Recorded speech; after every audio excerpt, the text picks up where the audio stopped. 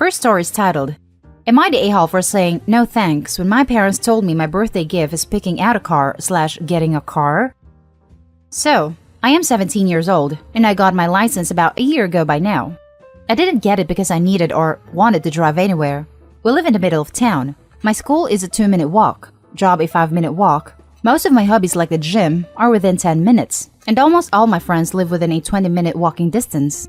I only got it because it is good to have, if that makes sense. You know, emergencies and when I move out and get a job, so need my own car.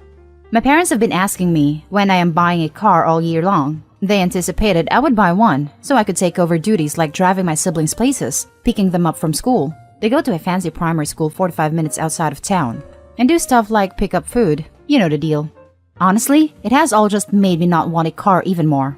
The prospect of walking out of school and instead of doing homework, hanging with friends, going to work, etc. I get to drive 45 minutes to pick up my siblings and spend 45 minutes driving home with them screaming in my ears, and follow that up by taking them to practice. No, thank you. So, I turned 17 a month ago, and I didn't get anything apart from the promise of a big surprise from my parents. I figured they must be broke because of everything going on, so I obviously didn't make a big deal out of it.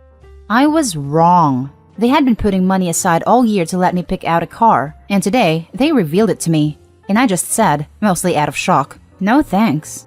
I'd rather just get a new monitor or something. Dad absolutely lost his crap, calling me ungrateful, and Mom just seemed extremely disappointed. I get most guys my age dream about getting a car, especially a brand new one, but for me it's just not worth it at all. Getting a car is pretty worthless to me, and just means getting a crap ton of extra chores, so I'd end up having even less free time, and I already barely have any. Am I being the a-hole here? Sure feels like I am. Now for the top comments. It's a trap. Well done. You've Assassin's Creeded your way around a trap. My suggestion? First of all, be grateful that they are doing this for you. But tell them that you want to wait to get a car until college because you aren't ready yet and want to focus on school right now. Basically, defer the gift. Accept it, but defer it for later. Straight up finessing that dish. My parents gave me their old car for my 17th birthday.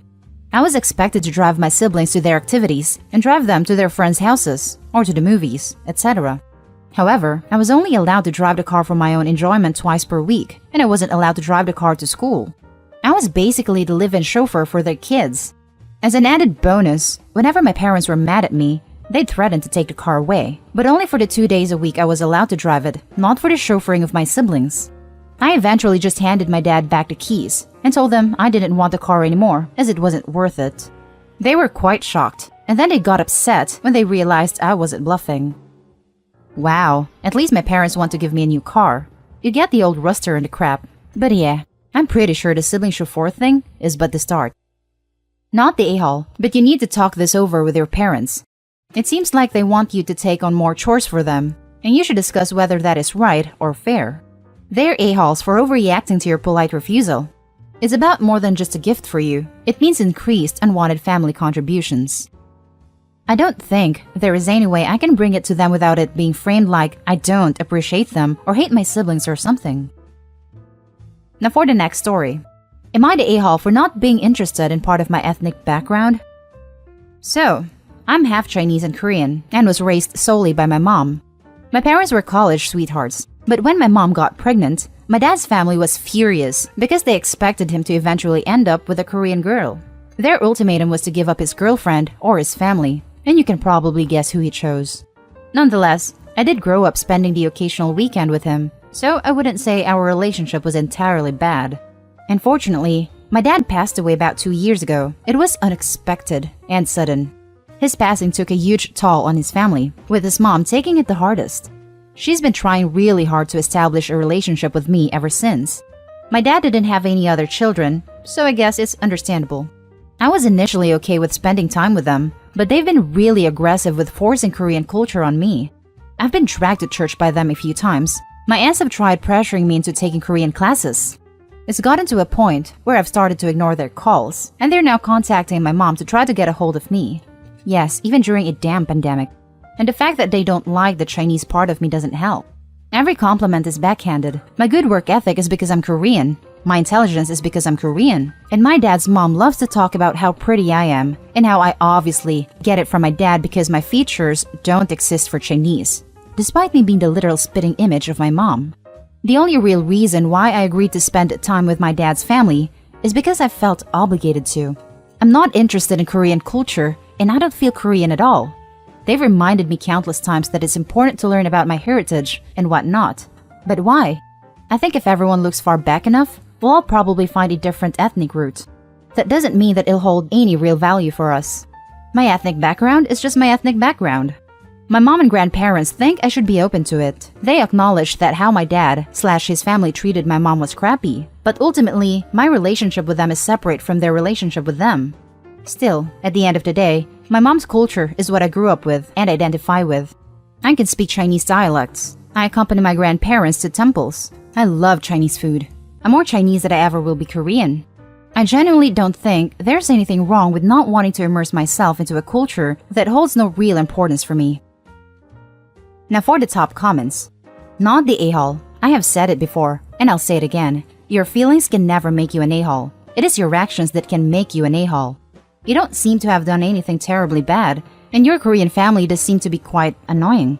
I am going not the a-hole on this one. You are not to blame. They're pushing you away by pressuring you into doing things you don't want. I kind of think, am I the a-hole questions that are just about emotions should be pulled. Not that this person doesn't have a real issue. Their writing was very compelling, and I enjoyed reading it. But there's no conflict. As you pointed out, you can't be an a-hole for an emotion.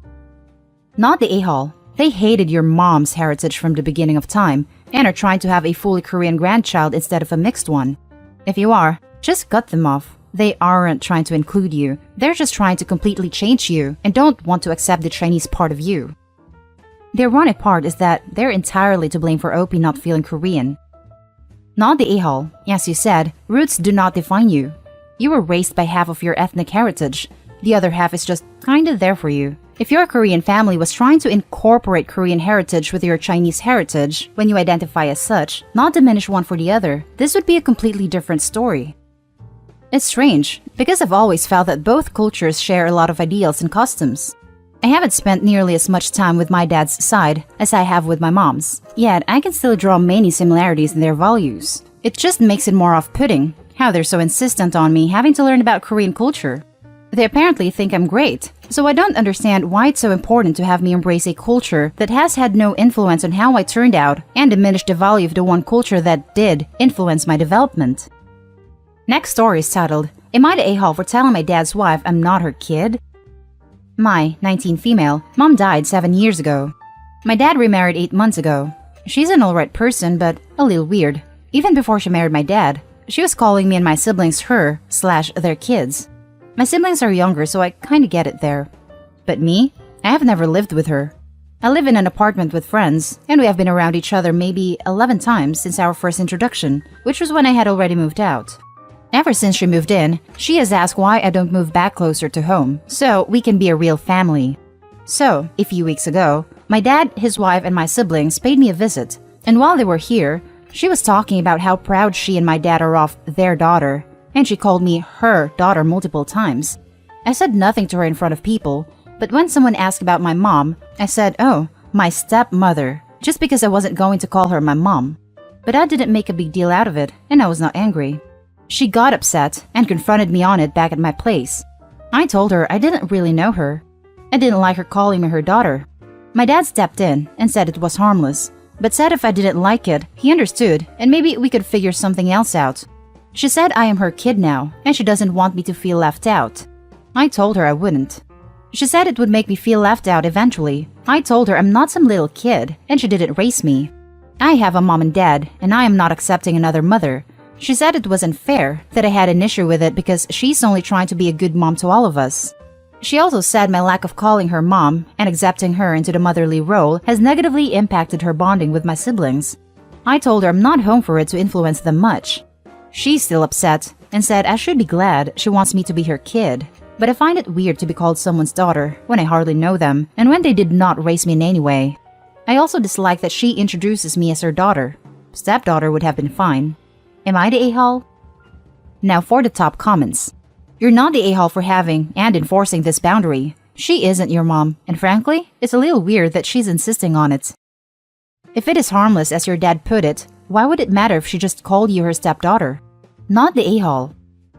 Honestly, I think it is pretty generous of you to call her your stepmother. She is barely that. She is more like your father's wife, not the a-hole. Well, that was more to keep the peace, honestly. I call her my dad's wife otherwise, and might not use stepmom/stepmother if she decides she's going to make it a huge deal. That makes sense. That's why I thought it was already generous on your part. Haha. To be fair, she isn't doing it to be controlling. I think she genuinely wants to be a part of your life, but it isn't fair for her to attempt to force that. I do agree. It's just the way she reacted to my trying to set the boundary that has me feeling like, I'm not sure we'll get along too good if this is always going to be a thing. Now for the last story. Am I the a-hole for refusing to help out my brother and his family when they're in need? My 28 female, brother, 33 male, and his wife, 32 female, and their kids, 9 female, 7 male, and 5 male, ended up homeless 6 weeks ago after a lot of bad luck. They're currently staying with my parents while they're working things out. Everyone expected me to help out in some way, but I have not, and I do not plan to. The reason is, last year, my brother and I had a fight. I was away on vacation. My brother was looking for something in my home. I told him it was okay to get it while I was gone. He did more than that. He stayed in my house long enough for his kids to write and draw on my wall, pull up some of my carpet, break my couch, stuff my toilet with paper, and left me with it overflowing. Broke the shelf in my closet by climbing on it, from the looks of what I saw. Snooped through my room and threw my possessions around the place, and plug out my freezer. They also pulled up some of the flowers I had in my yard. Oh, and I found some stains in places and I never figured out what they were. But some things had to be replaced. My brother and the kids were the only people in my home when I was gone. I did not do it. But my brother denied it was them, and he has refused to pay me back ever since. I felt like that was a huge betrayal of my trust and a huge sign of disrespect. He never asked to pay it back in installments. He didn't offer to help clean it up. Said no when I asked if he was going to. His wife then calls me and claims I did it to my own house and set them up with it because I don't like my niece and nephews, which is not true.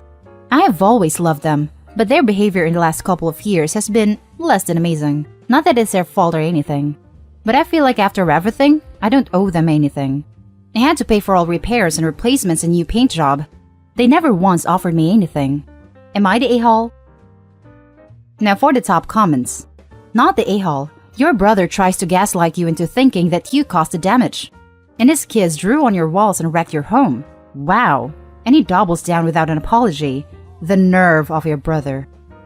I know, right? Also, if that's how they treat your house, I wouldn't want to help them and let them stay with you, or financially assist them. You already spent money on their mistakes. Don't make it a habit, and don't let them take advantage of you. Not the a-hole. Not the a-hole. It is not your job to take care of them. Plus, it looks like they have a problem with taking responsibility for their actions.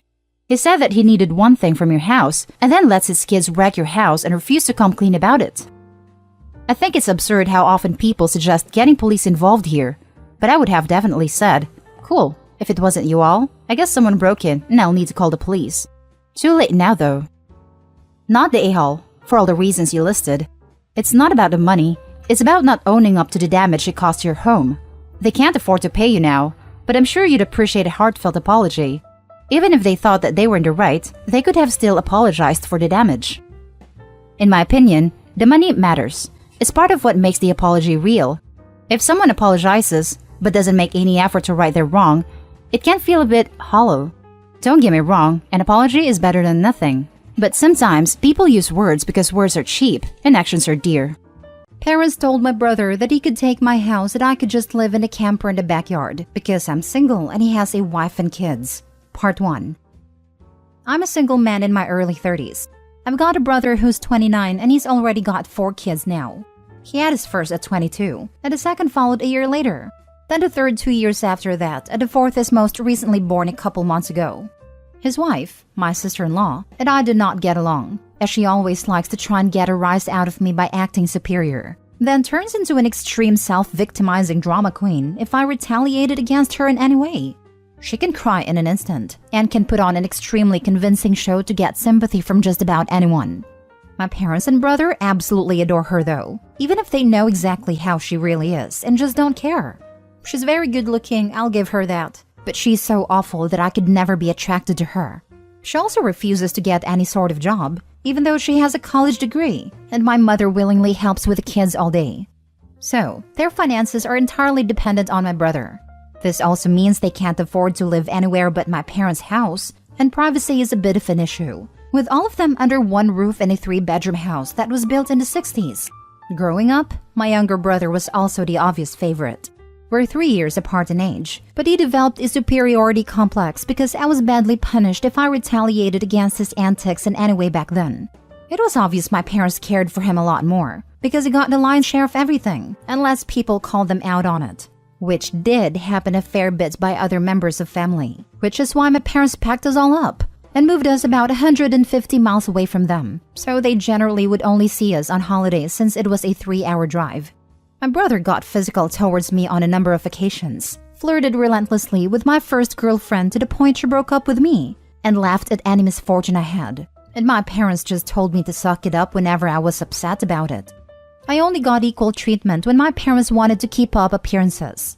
I admit it was rather funny to see the looks on their faces whenever they had to treat me equal to my brother on birthdays and Christmas because other people were present. We had relatives that were very nosy and loved gossiping drama. So my parents did their best to hide what was really going on and threatened to take all my stuff away if I didn't keep my mouth shut. If anything, it just made my parents celebrate more when I turned 18 and moved out, because it meant they no longer had to provide for me. I wasn't even done with high school yet when I moved out, but couch surfing was far better than living with them. I was low contact ever since leaving home. They didn't even show up for my high school graduation, but I really didn't care. From that point on, I would usually only see my parents and brother on holidays like the rest of the family. The start of 2020 pandemic was not kind to me. I lost my job and couldn't renew the lease on the condo because my roommate also lost his job, and neither of us could afford to place on unemployment money. It was a rented 2-bedroom condo that I really loved. As the lease was ending, my roommates left early to move back in with relatives, and I had to sell nearly all of my stuff because I was soon going to be homeless if I didn't downsize to an extreme. I really shouldn't have rented a place that was so expensive, but I liked living the high life. Until that, life wasn't kind to me, and I realized I should have been living somewhere far cheaper so I could have saved more money to fall back on. But I had a plan. I own a truck simply for the fact that I've always loved trucks. So, I found a $1,000 camper in good shape and put it on my truck just so I could live out of it for a while. It was supposed to be temporary, but I ended up living out of it far longer than I ever thought. I originally was hoping to be able to live out of the camper at my parents' house, where my brother and his family still reside as well. But when I asked my parents to let me stay for a while, they told me they had a full house and didn't want me there. Plus, we hadn't exactly gotten along in the past decade. They said they'd only agree to let me park my camper there if I paid them basically what it would cost to rent an apartment in my area. That was way too much just to park my camper. I was jobless and trying to save as much of my unemployment money as I could till I could find a new job. I may as well be living in an apartment with that rent price they were asking. My parents called my camper an eyesore and told me to take a hike since we couldn't come to an agreement. And sister-in-law thought it was absolutely hilarious I had to live in a camper. My brother joined her in pointing at and mocking me while calling me a homeless bum. So, I parked my truck/camper in the store parking lot to sleep on the first night that I had nowhere else to go. I felt scared out of my mind that someone might try to break in. Suffice to say, I didn't sleep well that night. There was nowhere else I could go, as any other relatives that owned houses were fairly far away and all my friends were all apartment people. And I was pretty attached to my area as well, so I didn't want to just leave. I'd also had my mail forwarded to a friend's apartment. It was the only way I could still get my mail anymore. Finding a stable place to park was pretty difficult. I went looking around to try and find a job similar to my old one. It took months of living the nomadic camper life. In that time, I had to deal with a lot. Everything from beggars and drug addicts to people demanding I leave because my camper was an eyesore. At one point, someone that told me to move claimed to be with an HOA. I wasn't even parked on a street with houses. And when I questioned, "What HOA?" they got incredibly belligerent and threatened me. So I moved my camper anyway just to avoid the trouble. In order to have a steady supply of electricity, I learned to use a long extension cord to plug in anywhere I could to recharge my camper batteries. This meant sneaking around and plugging it into an outside outlet of a random building while parked on a street. I know that's a crummy thing to do, but I had to keep my batteries charged so my refrigerator would stay cold. I had a small solar power bank for recharging my phone, but I didn't have anything like a generator. And generators are noisy and required fuel anyway, so I did what I had to do. After months of living like that, I finally managed to get a new job. I had to move to the neighboring city to find a job that didn't involve retail. I worked retail while in college and promised myself never again, though I was nearly ready to break that promise. I was still getting unemployment money, but I had no stable place to live while receiving it. And I didn't want to still be jobless when it ran out. Plus, I was bored out of my mind.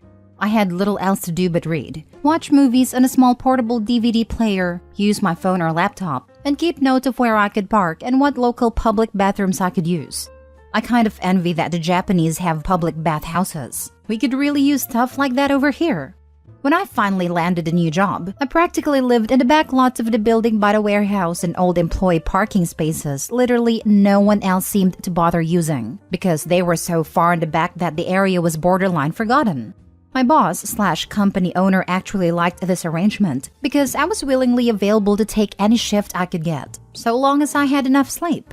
He even let me take the camper off my truck and set it up in one of the spaces so I could drive around without it. Not exactly sure if this was legal, but no one bothered us about it. The entire time I lived back there, I didn't have to deal with many trespassers. There were a few, but the security guards escorted them out. I was pretty much on call almost all the time when they needed me, and was working virtually every day of the week. My boss let me plug my camper into the building for power and water, and I paid a small amount of rent by working for free on Sundays, when no one else was in the office but the janitor and security guard. Beyond that, I usually had to shower at a friend's apartment or at my local gym as the camper didn't have a shower in it, but only a portable toilet. And I didn't want to fill it because emptying it is a nasty chore. So I used other bathrooms as often as I could. I had a key to the warehouse and could go in to use the bathroom there at any hour. I was even on a first-name basis with the night security guard, who's since become one of my closest friends. The camper was easy to heat in the winter with a small electric heater. Summers were not fun though. The camper didn't have AC, so I had to get a used portable air conditioner just to make it bearable. I made a lot of overtime pay, and hands-on learned some new skills from other employees. Eventually, midway into this year, I landed a better position in the company as a supervisor, and started making a better salary than my old job. That's when I decided I wanted a house. The scare I'd gotten from losing my condo made me realize I needed something much more stable for the long term. I looked around for something close to my work, and just 2 miles away found a 3-bedroom manufactured home in a small property. But I managed to get it for $10,000 less than the asking price somehow. I used nearly my entire savings for a down payment and got approved for a home loan. I finally didn't have to live in a camper anymore. There was enough space for me to back my truck in behind the house, to take the camper off to set it up in the backyard. So, I put it there as its own little building just in case I want to use it again. When I was fully settled in the house, I was dumb enough to brag about it on my book of faces. My family saw the post, and that's where this crap really starts. After a few weeks, my parents and brother along with his family came to visit completely unannounced to have a tour of my home. I didn't even give them my address. So how they found out where I live, I still don't know. None of my friends have fessed up, and no prior family members visited me before that. So I wonder if they stalked me at work and followed me home or something. It really wouldn't surprise me. Once I opened the door, they practically all shoved their way in like rambunctious tourists. Then just started making themselves at home. They all kept poking around, and sister-in-law had this creepy smirk that she was repeatedly flashing me. And it was only later that I figured out why. And it made me madder than a bull on steroids that just got stung by a hornet. My parents were constantly talking about how I've got so much extra space now, and it's too much for someone like me who has no wife or kids. Sure, not now, but maybe someday. And my brother kept remarking about how there was more space than our parents' house, that my house was closer to his job too. Red flags all around, I know. Eventually, my brother asked me to speak privately. Everyone else suddenly left the room and piled out onto the front porch. That's what finally made me realize they'd planned something. My brother, who we'll call Dan, Said the house was too much for me alone, that I should let him move in with his family because his wife is pregnant with kid number 4. And my house is much closer to his job. He pointed out that I already have the camper, so I could just live in that outside while they live in the main house. And I'd like to point out that Dan never once spoke of offering rent. Mind you, he's got a good job. He also started talking about how there would be changes and even curfews, and that I couldn't just walk in at any time without prior notice. If it weren't my brother, I think the person I was talking to had lost their mind. But Dan lost his marbles long ago thanks to our parents treating him like he was the center of the world. I tried to speak, but he kept talking over me as if I had no say in the matter. There was no way in hell I'd rent my house nor parts of my house to him. Other people maybe, just so I can pay the mortgage off more easily. But certainly not him, nor his nasty wife. I've heard of this exact kind of situation in videos online many times, and never once did I think I'd actually live it because I thought it so ludicrous. But my parents, brother and sister-in-law do all fit the bill for a bunch of narcissistic entitled crazies. So, I picked up my phone and set it to start recording, then just held onto it. Dan didn't even seem to care or notice that I'd done this, and just sat there with his arms waving around while talking about all the reasons of why he needed my house. Then went from saying that to acting like it was a done deal and trying to reach out his hand to shake mine. That's when I finally showed my backbone and said, "Hell no." And I said it loud enough that Dan stumbled backward for a second. I'd rarely ever raised my voice to him on that level because I was punished by our parents whenever I did. But this was my house, not theirs. My spine can be as shiny as it wants here. I stood up and then told him that my house was not up for grabs. And acting like I let him move in just because they want it won't make it happen.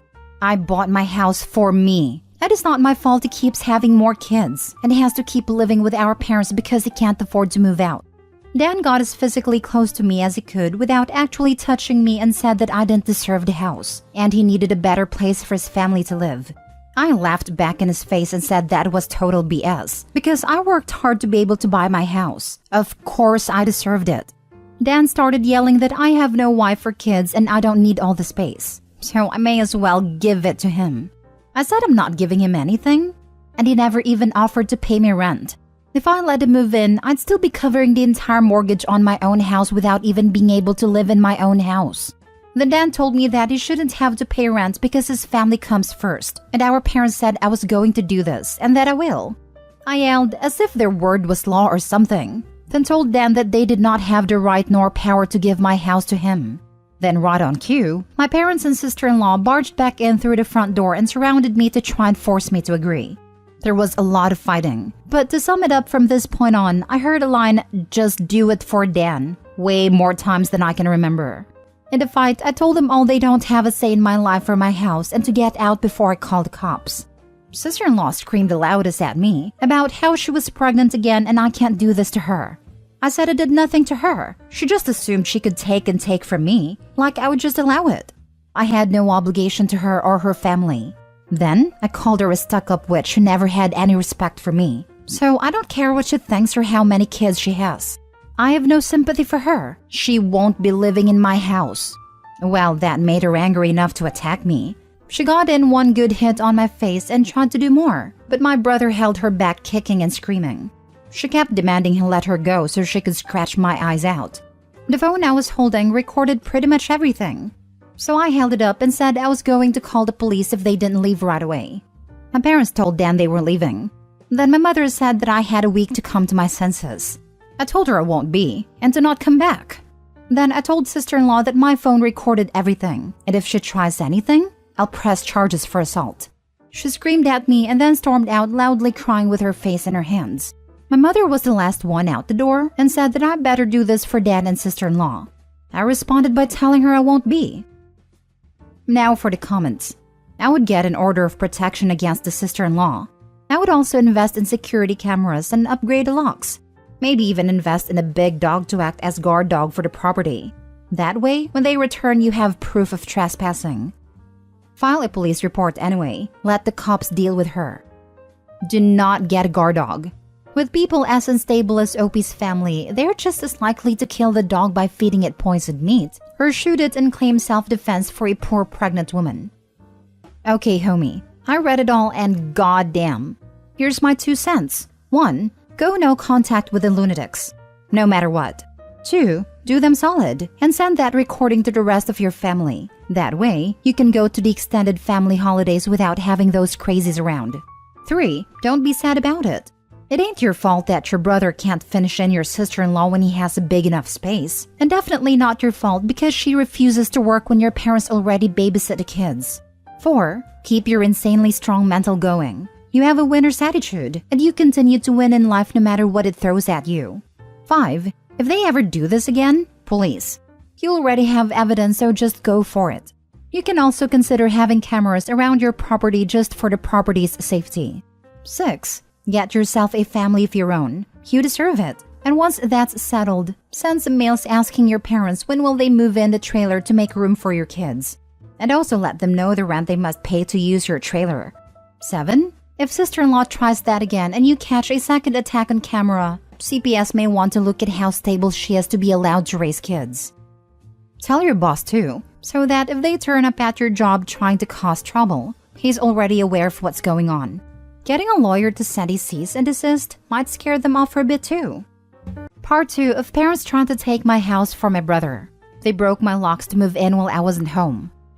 After I kicked my parents, brother, and sister-in-law out for trying to force me to hand over my new house to my brother, I immediately went to my social media and told the story to the whole family. It spread pretty fast, but you won't find it now because it all got deleted some time ago and I put my own profile on private. I posted about it because I knew that the first thing my family would do when they got home is to try to twist the event to make me the villain. And I was exactly right. But I had about an hour to get started before them, and I had video evidence to back up my story about what they've done. No, I don't plan on showing the video here, so don't ask. Being preemptive worked, because I got a fair number of family members on my side right away. My parents, brother, and sister-in-law must have been all set to write their own post, but it was too late, so they didn't even bother trying to lie much. My parents, Dan, and sister-in-law had a few flying monkeys supporting them, but not much else.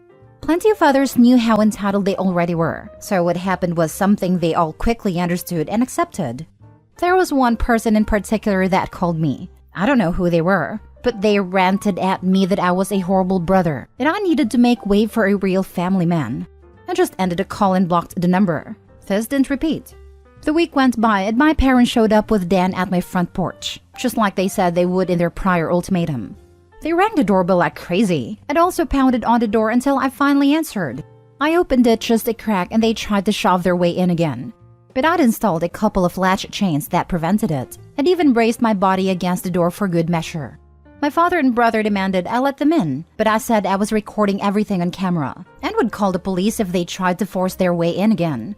My mother calmed them down and then in her most sickly sweet tone asked me if I was ready to let my brother move in. I just told her and the rest of them to get lost and never come back. My mother put on the crocodile tears and asked me why I can't just do this for Dan, because he's my beloved brother. I laughed and then bluntly said I do not love him as a brother because he treated me like trash for years and they only encouraged him to do so. They are terrible parents and he's a terrible brother. Then told them to leave or I'd call the police ASAP. They all left surprisingly easily, apart from my mother's loud crying and the others giving me dirty looks. One could even say making them leave was suspiciously easy. I thought the whole mess was over, but I guess I should have taken them more seriously because they had other stupid plans. I came home that week on Friday evening to find a moving truck and my brother's minivan parked in my driveway. It was Dan and his family there moving stuff in. He just waved to me with a turd-eating grin when I saw him. I was furious and told him and the rest of his family to stop. But sister-in-law smugly said to me that, like it or not, they were moving in. And then, in the most fake way while tilting her head and puckering her lips, she said that it was okay because my mommy allowed it, and I should always listen to what my mommy tells me. I seethed with rage just hearing those words and looking at her smug, witchy face. So, I locked myself in my truck to call the cops right away. When they realized what I was doing, sister-in-law started pounding on my window and yelling at me to stop, and that I can't do this to her because she and Dan need a house. And she cried, "Why can't you just do this for Dan?" I responded with, "F Dan, it's my damn house, not his." Then she threatened to key the side of my truck unless I stopped calling the police. All of which the 911 operator heard, thanks to the window being slightly open. I told sister-in-law if she damaged my truck, I'd sue her. and she was smart enough to retreat. When the police arrived, Dana's sister-in-law, along with her kids, had locked themselves in my house. I told cops what had happened, as well as showing them my new driver's license that had my current address on it. Then when we went to my front door, I saw that they'd changed the lock, and the old lock was laying on the porch with the center of it drilled out, and the drill they used was laying right next to it, with a complete Harbor Freight drill bit set. Could they have been any more stupid leaving evidence out like that? I pointed out the broken lock and drill, then gave the police a rundown on all the events that happened prior. Well, I guess Dan called our parents over at some point after I arrived home, because they showed up while I was talking to the cops. My parents immediately lied and started saying that I'd agreed to rent my house to my brother and his family. I said that was an easily provable lie one way or another. So, Dana's sister-in-law finally came out of my house with some papers in hand. They both looked super smug, like they'd somehow outsmarted me. They'd actually drawn up and printed out a fake rental agreement, but my signature was not on it. There was one, but it looked nothing like my handwriting. I don't think any of them have ever actually seen my signature, so that was incredibly stupid on their part. I told my parents and Dan that was stupidly blatant fraud, and if the cops investigated, they'd easily figure that out, and I don't think going to jail and courts would do them any good. It could even make Dan lose his job, which is his only means of providing for his family. I also said I would get a lawyer and sue for damages if anything of mine was lost, stolen, or broken. And I'd call CPS too for good measure. Dan went white and looked really scared when I said all that. But my mother got between us and doubled down about how I should just do this for Dan and live in a damn camper so they can finally have a family home to themselves.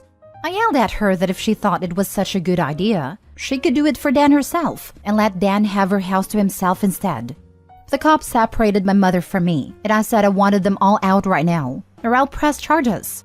I stated in a shout about how they drilled out of my front door lock to break in. The lease papers were obvious fakes, they badly forged my signature, and I have recorded video of sister-in-law attacking me. Those are felonies I could ruin their lives with if I wanted, and if they didn't leave, that's exactly what I would do. The only reason I hadn't already was for the sake of Dan's kids, so they have one chance to get the hell out. The moment my parents heard that, I think it finally clicked that they could not force me to do it for Dan. My mother surrendered and said she'd put an end to this. Then she went over to sister-in-law and spoke with her quietly for a minute while my father spoke to Dan. Sister-in-law instantly started loudly crying and ripping up the fake rental papers into tiny bits and tossing them like confetti, only to have an officer tell them to pick up the bits of paper or he'd cite them for littering. Both of the cops at this point had the "I don't get paid enough for this" looks on their faces. Dan had to start telling his kids to load their stuff back into the moving truck. The kids were all crying, and the eldest was sobbing that he won't get his own room now. Sister-in-law and Dan gathered their kids up to try and make one last pathetic attempt to guilt me with a sad family routine. You know, where they all gather together in a sort of group hug while all facing one direction. I swear, I think they'd practiced it beforehand. All of the kids had the same pleading look with quivering mouths. Sister-in-law kept rubbing her pregnant belly and tilting her head to look like a sad puppy, and my brother just made the saddest face he possibly could and said, "Please don't do this. We need to be able to live here." But I didn't falter and told them to keep packing. All the kids and sister-in-law turned a crying up to 11, and Dan yelled at me, "Are you satisfied with yourself? You've denied us a home because you're too selfish to share and help out family." I ended up laughing like a maniac and retorting that what he was trying to do was taking, not sharing. And no amount of crying will make me let his family move in, because he's no brother of mine anymore. He's just an entitled prick who thinks he can take whatever he wants from me like when we were kids. Dan started F-bombing me until the cops told him to cool it or he'd be in cuffs regardless if I wanted to press charges. He sucked in his lips and looked a mix of afraid and supremely pissed off. I asked the cops if they could stick around until my parents, brother, and sister-in-law had all left, and they said they had no intention of going anywhere until this had been resolved.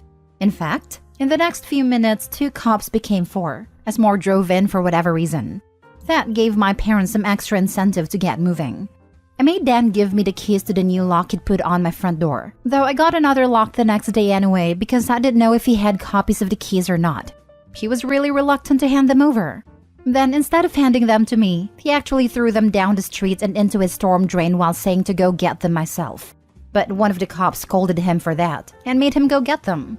He had to pull the grate off just to get at them, and he got pretty dirty in the process. When he got the keys back, he just grumbled and slammed them down into my hand. I then told them all to leave and never come back.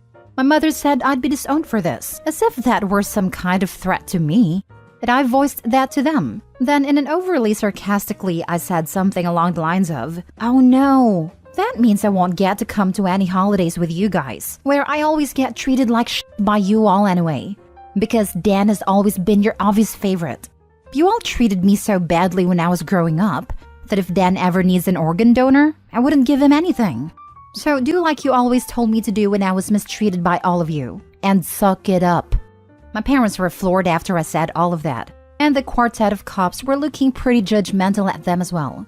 I tell you, if you want to put nasty parents like mine on the spot, confront them in front of cops, because they'll likely not try anything really stupid then. My mother just started crying and walking away. My father just stood there looking like he wanted to hit me, and Dan just held his kids in defeat. Oh, and sister-in-law was off having a tantrum in my front lawn. Soon enough, they all formed a line handing out boxes and got their stuff out of my house. Nothing had been unpacked yet, so it all was taken out pretty quickly.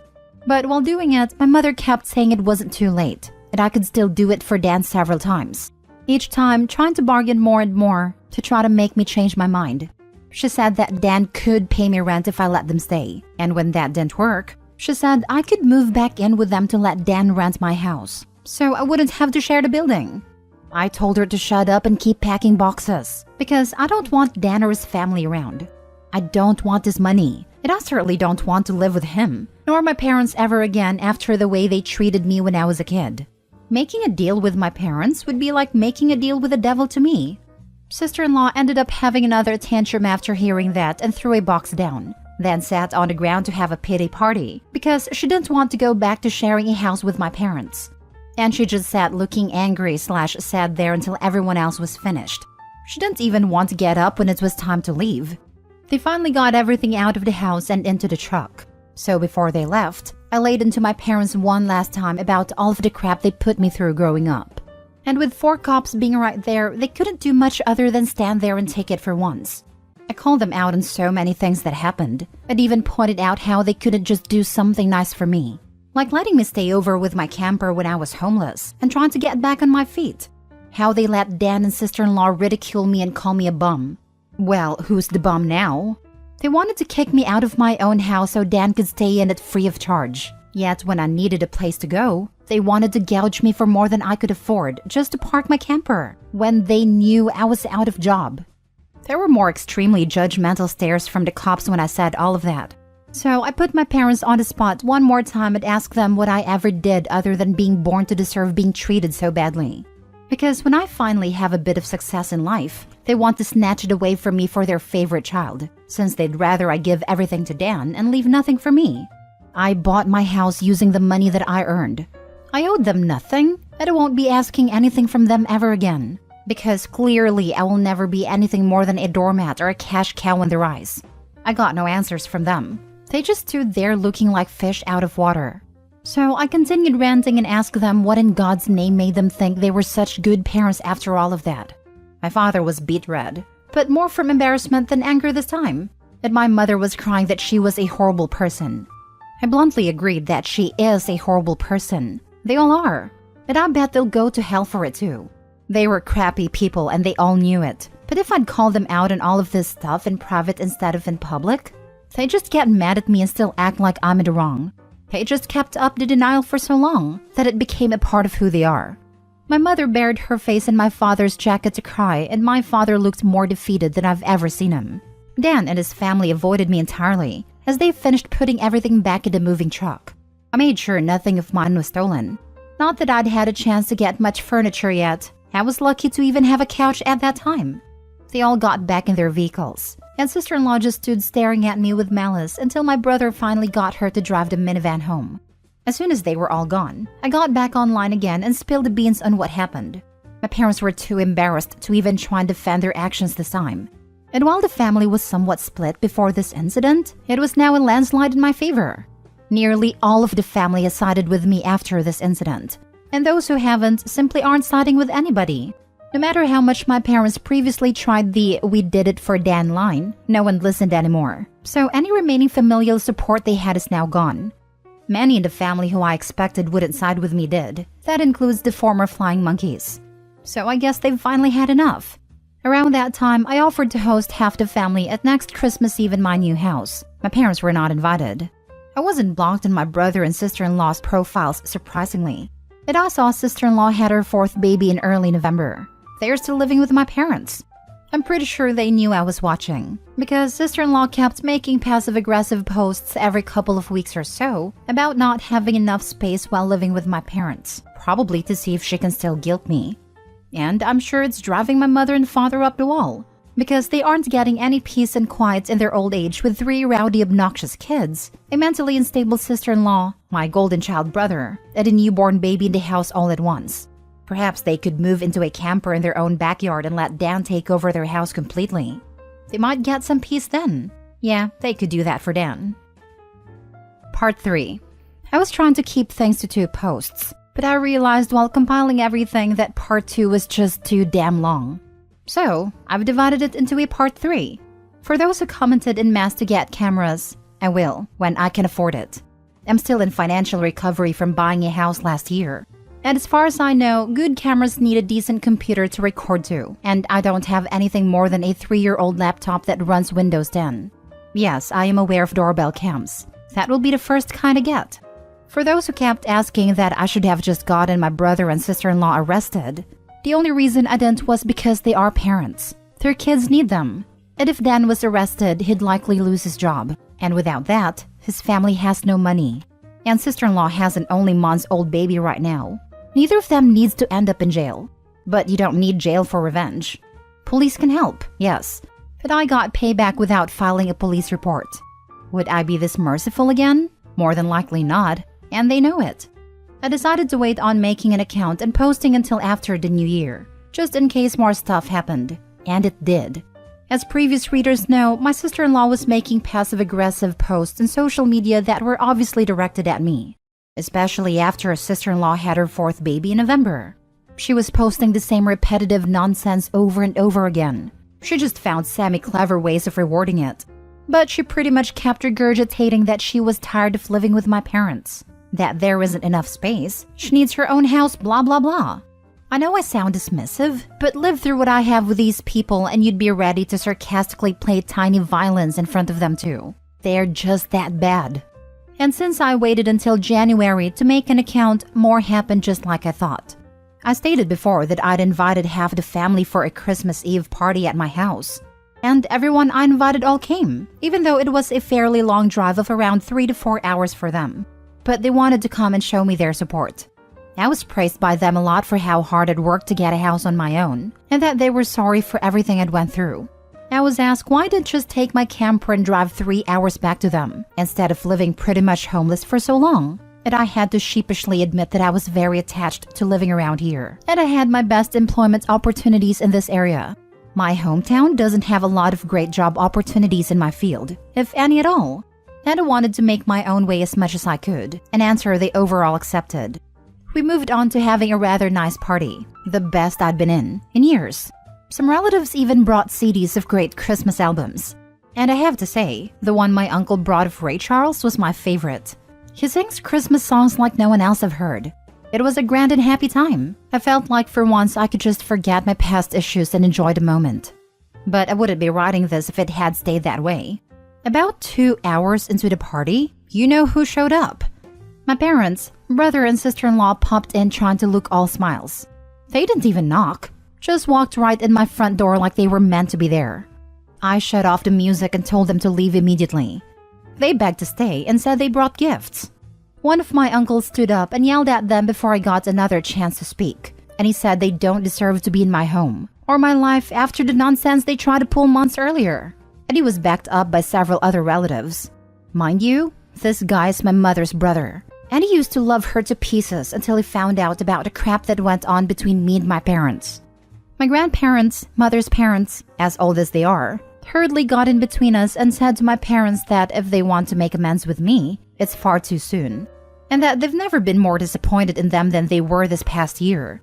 They'd hidden their favoritism for my brother from prying eyes for a long time, but no one was fooled anymore. and they needed to make a serious effort to try and actually treat me like a son if they ever wanted to be in my life again. Then they turned to Dan and sister-in-law and said they've seen the repetitive nonsense sister-in-law keeps posting about. They're tired of it, and to just let it go already. My house will not become their new home. Sister-in-law went back to her old standard of crying and had a pity party about how she should be the one living here, and not me. She plopped down in a chair to have a tantrum and said it wasn't fair I got this house to myself when I have no family of my own, and she has 4 kids that need more space, and she just wanted a better place to live in and feel like a real mom. It was petty of me, but I loudly pointed out that she sucks as a mother because she lets my mother do most of the parenting, while she sits on her butt all day drinking, playing on her phone, or going out and spending all of Dan's money. And she has the nerve to complain about it? I even joke that I'm surprised her baby doesn't get drunk from her breast milk, since she drinks so much booze, which I admit went a bit too far, so I got some stares. She demanded to know if I was calling her a bad mom, and I said the evidence speaks for itself. And if she wanted to be able to afford to move out of my parents' house someday, then she needs to put her college degree to some use, get a job, and learn to save money. My mother already does most of the childcare for my brother's kids anyway, so she'd have plenty of time after her baby gets a little older. My brother's eldest kid is 7 years old, ran up to start kicking and screaming at me for yelling at his mom, and kept at me about how his mom said that I was the bad guy, who made her cry and didn't let them live here. That's when my brother grabbed his son to pull him away, but all the other relatives jumped back in, and this sort of turned into a family intervention against my sister-in-law and brother. She was crying, her new baby was crying, her kids were crying. Hell, even Dan was very nearly in tears from the verbal lashing he was being assaulted with. He ended up just sitting on the ottoman I keep shoes in by the front door and looking like a complete wreck. He couldn't look anyone in the eye. He couldn't even say 2 words to me, not with a whole house filled with angry people, ready to judge him if he tried to let out his inner golden child again. If they weren't there to get in his way, I bet this would have ended up a repeat of when he tried to order me around to try and take my house months earlier. By this point, though, I'd been so thoroughly humiliated that his and my parents' reputation in the family was completely destroyed because the masks were all off now. Soon after, my parents, brother, and sister-in-law all left in defeat. The party resumed, and we all avoided speaking of what just happened for the rest of the evening. Since most of the adults had been drinking, everyone stayed the night in my house. I even let some of them sleep in a camper so there'd be enough space. I admit it also makes a good guest house. My relatives all wanted a tour of it earlier as well, and they said they couldn't believe I'd been living in it for around 2 years. I got a lot of questions about it, like what summer and winter was like and so on. I was up earlier than everyone else Christmas morning and had a fresh pot of coffee and some ibuprofen for those spiked eggnog hangovers a few of them had. I was complimented in being a way nicer host than my parents ever were, and we all agreed to do this again next Christmas. After Christmas, sister-in-law did finally stop making posts that were obvious digs at me and deleted all of the old ones as well. But shortly after the new year, she more recently made a new post complaining about how she'd tried to convince my parents to get a camper like I did, so it could be set up in the backyard, so Dan and his family could use the whole house as their family home. Well, a taste of one's own medicine is never fun, because my parents turned that idea down. Vehemently, I hear. No one's gonna push them out of their own home, let alone their master bedroom. The post was only up for a couple of days before sister-in-law removed it, and she has hardly posted anything since then. She loves to complain, but if a tree falls and no one is around to hear it, can it still complain? Sister-in-law, I guess, has realized there's no point in doing it when no one hears her anymore, and Dan can't afford to move his family out on his salary alone anytime soon. If they end up expecting another child in the next few years, I won't be surprised. Things mellowed down for me since then, and I've even invited friends over for a poker night. I suck at poker because I can never remember a damn thing about it. But so what? We get to drink beer and eat junk food while being merry idiots. We all loaded up on Whoopers from Burger King and just had at it the best way 4 grown men can, when they just want to have a good and adulterated time and get pissed drunk. I think maybe around summer I'll look into possibly dating someone. I'm not exactly getting younger here. Fingers crossed that goes well. My camper just sits idle in my yard now, and I admit, there were some days I went out there just to spend time in it. I did live in it for 2 years. It's like my second home. And maybe one day I'll actually get to use it for camping, like it was meant to be. I've never been camping, My parents considered it a waste of time, so it would be a completely new experience for me. This pretty much marks the end of what happened. My parents, brother, and sister-in-law have all been staying very clear of me. In fact, they seem to have gone back to acting like I don't exist, like they did before I bought a house. Not like that bothers me at all. It's better that way. But they inevitably come back in some way. I know they will. I just wonder what kind of stupid thing they'll do next. If anything notable like all this ever happens again, I'll make another post if this account is still active. God willing, this is the last you'll have to suffer with them. Agree. What I don't understand is that little brother lives in your parents' house. He's probably not paying rent, utilities, or food. So where is his money going? It is my understanding that he's been living there rent-free for at least 7 years. More than enough to save up for a nice down payment on his own house. If you ever have the unfortunate chance to meet him again, remind him of that. Tell him that if you can do it, so can he. Tell him it's time to grow the hell up and quit expecting others to support his sorry self. Good luck. The wife drinks and shops most of it away. I'm proud of you. I'm proud of your extended family. You absolutely can't pick who you were born to, but you can pick who's important and who you spend your time with. Between your extended family, your friends, and a possible future romantic relationship, I hope the rest of your days are full of joy and peace. Coming from an abusive family, I know how difficult it is to set boundaries and stand by them. You've done a phenomenal job, and you've made a phenomenal life for yourself, OP. Mrs. Evil Spawn keeps getting pregnant, not because she loves or wants children, but in order to use the kids as spawns, doesn't she? Your earlier posts had my blood boiling so hot. That didn't occur to me before reading this one. Now, Mr. and Mrs. Evil Spawn are probably going to attempt to drive your so-called parents out of their own house. But as you noted, your parents are not likely to let that happen. Grab a bowl of popcorn, OP. As long as they're all leaving you alone, this bit of karma should be fun for you to watch. As you said so perfectly, a taste of one's own medicine is never fun. How I wish I could have seen the look on your mother's face when she realized that her own brother and her own parents were judging her guilty as charged. All 4 of them, your parents, brother, and sister-in-law are now reaping what they sowed. Let them, and enjoy watching the disaster that's about to play out. Yes, she does weaponize her kids to get her way, but she can't milk that forever. I'd invest in those cameras sooner rather than later, or the comment from the last post will probably end up true. Part 4? So they burned my house down. I'm proud of you for standing up for yourself and getting the evidence to back it up. Do not assume this is over or you've won. This won't stop. Even if they go a year or 2 before doing something, this will eat at them because they are trashy, entitled people. Keep it up. You got this and you are going to do well. Again, I'm proud of you. Am I the a-hole for not inviting my brother to my wedding and telling my parents and sister that if they try to bring him, they will all be asked to leave? I have an older sister and a younger brother. Growing up, I was close to both my sister and brother. Then around high school, my brother started flirting with the girls I liked, even girls I was dating. Ended up in a relationship with one of my exes right after we broke up, and then he ended up sleeping with my ex-fiancé while we were together and 3 months away from our wedding. After that, I cut him off. I said we were done. He was dead to me and I no longer had a brother and never would again. It's been 7 years and I'm engaged again. My wedding is actually this January. It's small, intimate, with our closest friends and family. But my parents and sister are upset that my brother didn't get an invite. But I told them he was not welcome. They said he's still my brother, and I said no. He stopped being my brother a long time ago. He reached out via social media and asked if we could let the past be the past and move on. That he had always regretted what he did. He knows he treated me horribly, but he has changed so much throughout his 20s and wants to make amends. I blocked him and didn't reply. Then my sister said she would just bring him as her +1 if I won't be the bigger man. So I told her and my parents, they were there during this, that if any of them bring him with them, I will make sure they all leave and they will not be welcomed back to the wedding. And that I'm serious about this. They are saying I'm an a-hole, and that if I'm happy, I should be open to reconciling. Am I the a-hole? Now for the top comments. Not the a-hole.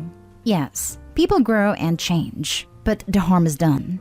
You can't do it. Plus, it's your day. Do what makes you happy. I will say consider reconciliation in the future when you're not pressured into it. You might be able to foster a level of civility. He should cut them all out of his life. The family's on good terms with a crappy person, which makes them crappy. Not the a-hole at all, but I think it's extreme to cut them all off for actions that weren't theirs. Parents won't just never talk to Opie's brother. He's their son, albeit an a-hole one. It's not Opie's place to dictate the parents-brother relationship. In the same way, it's not the family's place to dictate Opie's, lack of, relationship with a brother. Opie did all the right things and shouldn't be pressured into reconciliation.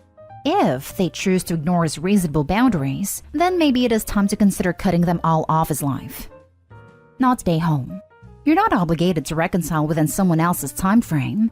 The fact that your sister believes he would choose to come if she asked him as her +1 would seem to indicate he might not have changed all that much. Also, that's some nerve on her part. The wedding isn't about your parents, your sister, or your brother. It's about you and your fiancé. This. He is forcing himself back into Opie's life as if he is entitled to be there. His behavior gives me the feeling as if he thinks more about how he will look like towards others if he isn't invited to his brother's wedding. Not today home. Info. Did he actually say, "I'm sorry" to you? Did he describe how he would treat you differently if you let him back into your life? He did say he was sorry, and I'm not sure if he said what he would do differently. I didn't really read the whole thing. It was long AF, and I was not interested. Next story is titled, Am I the a-hole for telling my brother he downgraded? My 28 female brother Mike, 33 male, was married to Lisa, 31 female for 4 years, until last year when he was caught cheating with Penny, 29 female. My ex-sister-in-law was reserved, sweet, and was straight edge, no alcohol/drugs. Mike loves to party and went to court-ordered rehab before he was even 21. When Mike met Lisa, he sobered up, got an apprenticeship, and really turned his life around. He also threw that all away on Penny. Penny knew he was married. She got him drunk, and that is how the affair started.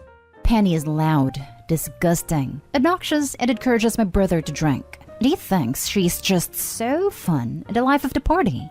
We were at a family party this past weekend, and Mike and Penny were there. Some cousins we hadn't seen in years were there too and were introduced to Penny. And Mike introduced her as his upgrade. Cue major side eye for me. My brother noticed and pulled me aside later. He asked then why the attitude. That Penny was clearly an upgrade. I asked him to explain that comment. And he said that she's blonde, curvy, and fun, whereas Lisa looked like a librarian with no front. I decided to clear things up for him. Penny is obnoxious, rude, slovenly. Her hair is poorly bleached, and she smells like fungus. No one looks at her like a prize to be won. No one is jealous of him, but he thinks they are. His best friend won't even talk to him anymore because Penny made a dead baby joke to his wife after a miscarriage. I let him know that he actually chose alcohol over his ex, and Penny just encouraged him to do it because she had a crush on him for years. He called me a witch, and I told him samesies. Pretty sure I am the a-hole on this one, to be honest. Not the a-hole. Your brother picked someone who makes dead baby jokes to his best friend after a trauma, costing him the friendship. That's not an upgrade. While I do agree with everything you say, I don't know. For some reason, something about calling a human an upgrade versus downgrade just doesn't sit well with me. It almost feels like you value them less as a person, which I think is incorrect. Everyone sucks here in my opinion. Not stay home. Sounds like Penny's a downgrade, but it's the grade that Mike deserves. In business, they call it right sizing. You're the a-hole for attacking her. Your brother is the one who cheated. His choice, his responsibility, not hers. Yeah, I agree. The looks were a low blow. Sleeping with a married man knowingly makes her a home wrecker. She didn't say the vows, but she helped into cheating. It takes two to tango, and no cheater waltz by themselves. Next story. Am I the a-hole for making my ex-husband's pregnant wife cry? So, my both 29 ex cheated on me with Rose, 30. She knew he had a wife and 3 kids because she was both my maid of honor and cousin. It's no shock that she doesn't like the fact she has to share my ex's attention with his 3 kids, 9 female, 4 male, and 3 male, and limits how much time we speak, aka co-parenting. So when she announced her pregnancy a few months ago, it was honestly the countdown before my kids were pushed aside. Like, obviously she isn't all to blame as their father should put them first. Since she's pissed on that stick, There's been multiple weeks where she was too ill to have the children stay, or they had to come home early. Then she's miraculously is well enough to go out to dinner or see a movie. They come to me a few weeks ago and suggested that basically 2 weeks before her due date and until the baby is 2 weeks old, that my ex wouldn't take them but FaceTime and visit every day, minus when she goes into labor plus a few days after, which was fair and I agreed. Till tonight. I got a phone call from my crying 9-year-old. Apparently my cousin brought herself McDonald's back for dinner, and when my 3-year-old asked for a chicken nuggets, she screamed at him, calling him a fat pig, then went on a rant on how much she hated having them over because they make her sick. By the time I got there, their POS father was waiting outside with my very upset kids. I asked my sister to get them into the car and pull down a little bit so they wouldn't hear anything. Before I could talk, he blamed it on her hormones and tried to laugh it off. But I told him he was a crappy father and a coward. Then cousin waddled up to the door and suggested that the kids don't come back till the baby's at least 5 months old. She's 6 months pregnant, by the way. And no FaceTime or visits when she turns 8 months until the baby is 3 months old, so they have a chance to bond. I stared at her till she tried to blame it on her bleeding and breastfeeding. Had enough. So I said, they're kids, not sharks. So the bleeding BS wouldn't work, wicked stepmom. We have been trying to push my kids out since day one. But guess what? You can have him completely like a man that throws away his kids for some no-good woman. And I don't want my boys to think that's how to act. And I don't want you around my daughter for the same reason I pity your kid. She started crying and my ex called me cold-hearted witch. I said thanks, then walked away. After all the phone calls and calming down, I think I went into a-hole mode. Now for the top comments before the little update. I'm going to say not today home. She clearly wants to start over with your husband and exclude the kids. Shame on your husband for not sticking up for his own kids. Yeah, that's the worst part. He should have stuck up for his kids long ago. I think he's way more at fault than the current wife. Truthfully, yes, you're right. I know I hate her, but he has full blame because if I was dating a guy and he didn't treat my kids like his own, we wouldn't be together. Not stay home, Mama Bear. I think you should give your ex's wife what she wants and try to get full custody of the kids. Oh, I am. Don't worry about that.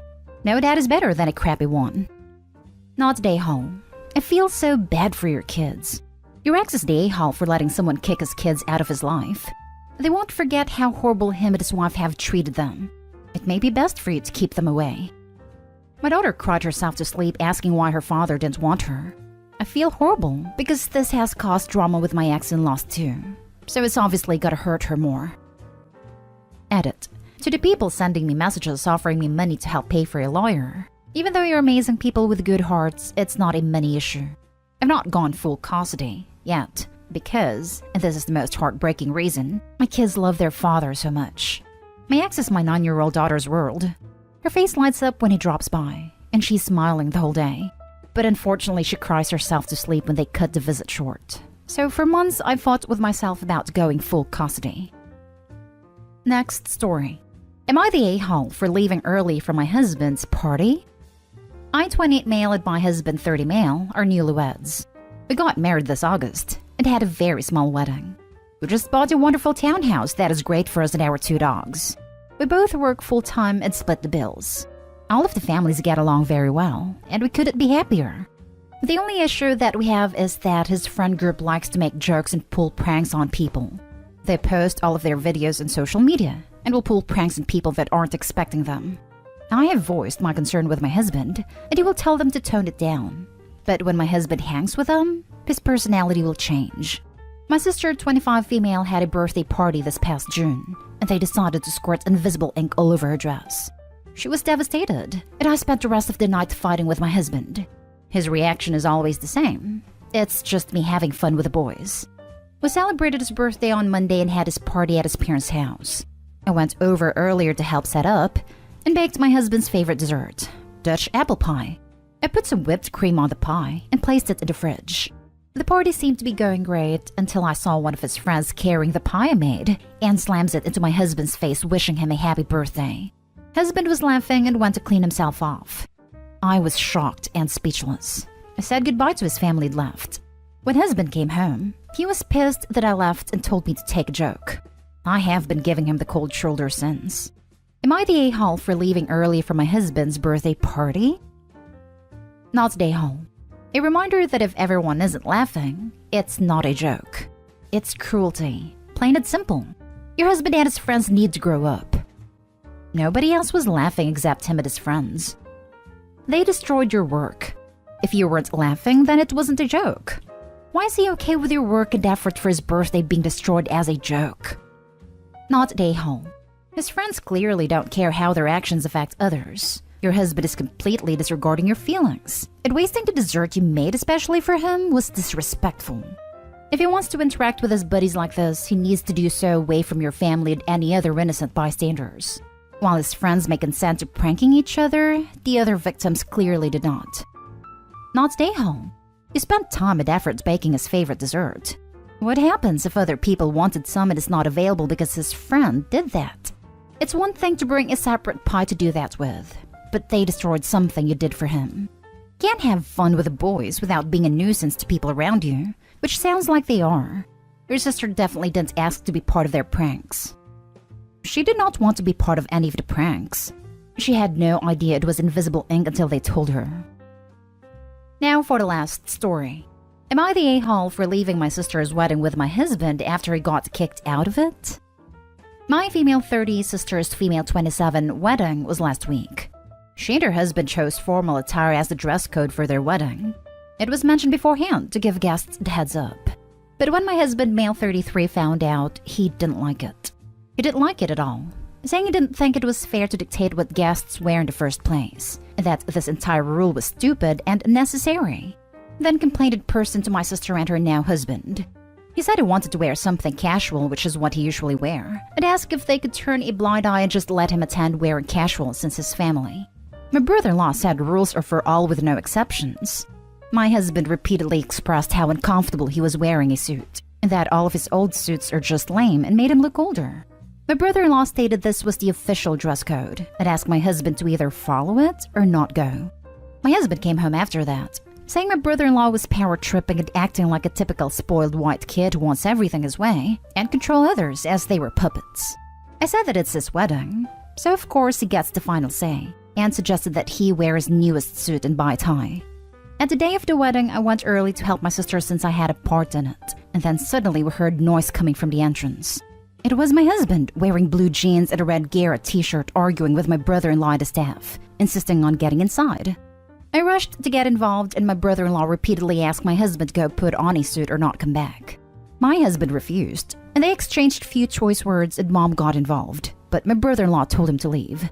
My husband resisted, then told me to grab my stuff so we could leave together. But I said no. He looked stunned, but I said I didn't do anything. Besides, I wanted to be with my sister and had work to do. He got upset and left. He blew up at me after I got home, saying I had no problem standing there watching my sister and her husband humiliate and kick him out, then refusing to take a stand and leave with him. I told him this was the outcome of his stubbornness, and he replied saying, since when wanting to have a freedom to wear whatever I want meant stubbornness? He said I should have supported him and went home with him, and not let my family mistreat him like that. Not today home. Your husband had plenty of notice to find something appropriate to wear, was repeatedly told the dress code, and yet he turned up in jeans and a t-shirt. He didn't even attempt to dress nice casual in slacks and a button-up. He's definitely the a-hole in this situation. You support your spouse when they are in the right, not when they are behaving like toddlers that don't want to wear their socks. The husband is an extra a-hole for his typical white spoiled kid comment, just because he didn't get what he wanted. Dress codes are normal for wedding, work, but he wants to be the big exception. In Germany, we call it Extrawurst. Whining about freedom and acting like a dress code is oppression? Sounds like a typical white spoiled kid to me. Not today home. You didn't humiliate him. He humiliated himself. He was repeatedly told the rules, and if he couldn't follow them, he shouldn't show up. Hopefully when he comes down, he can be the better person and apologize. If he can't, good luck navigating that. But do not waste a minute thinking you and your family are to blame over his hurt feelings or embarrassment. Not stay home. Your husband sounds like an entitled prick. No idea why I married him. Totally agree. His freedom is more important than anyone else's wishes. Like he is the most important person anywhere. That makes him a baby and a huge a-hole and certainly not ready for marriage. Not today, Alopi, but how do you stand him?